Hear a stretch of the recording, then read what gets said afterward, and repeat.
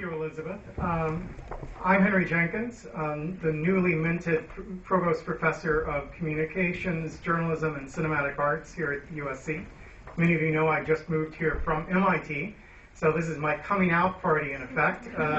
Really delighted to be helping to bring to LA a tradition we started back at MIT. We've done the Futures of Entertainment Conference 4 years running there, and we've tried to experiment today with what we could do on the West Coast that will continue that spirit and that tradition.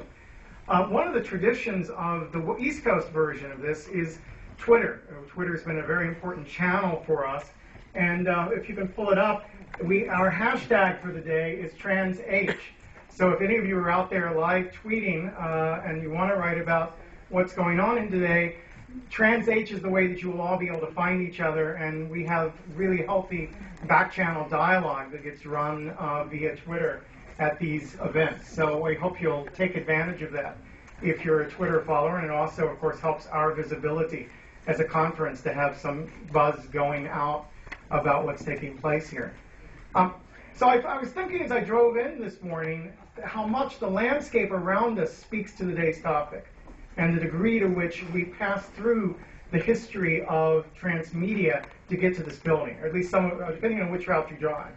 But the first thing I would point to is the Felix the Cat Sign, which hovers over the car dealership on the outskirts of the USC campus. And those of you who know your history know that Felix was one of the first major characters to come out of comic strips, move into cinema. It was an animated cartoon figure. At the peak, he had a stage play. There was sheet music devoted to Felix. There were plush toys devoted to Felix. And, of course, the car dealership, which dates back to the 1920s. That giant Felix is a marker of one of the patron saints of the idea of moving out from the center of a single media into many channels. Now, what's different about Felix from the modern version of transmedia is he had a systematic problem of amnesia. Felix doesn't remember what's happened from one episode to the next, leave aside having any consciousness of who he is as he moves from one media platform to the next. So we now think of transmedia as an integrated system where information gets shared, where we collect information as we move across media, and we have what Neil Young, the game designer, described as additive comprehension, a sense of additive knowledge as we move across platforms. If you enter this building, you pass Douglas Fairbanks, right, and a statue of Douglas Fairbanks in the courtyard. And Douglas Fairbanks also, of course, worked on stories that started as literary sources. He's best known for swashbuckling stories out of Dumas and Robin Hood and so forth. But he also was exhibited in the great movie palaces of the era, which sought to create an immersive environment that took the kinds of stories you saw on the screen and continued them into the seating of the audience. So we may think of Avatar as an immersive experience now, but that was also an immersive experience, where the world of the story is bigger than any given story on the screen and engulfs us as we enter the theater. But if you looked on the roofs of the buildings here, you will have seen the signs of Steven Spielberg and George Lucas, right? Both of whom are key figures in pushing forward this idea that we may have stories that tell across media. And Lucas, of course, famously signed the deal around Star Wars not to take a salary, but to take a cut off ancillary properties, and that gave him a vested interest in imagining how to integrate those ancillaries, what were once called ancillaries, into the storytelling system of Star Wars.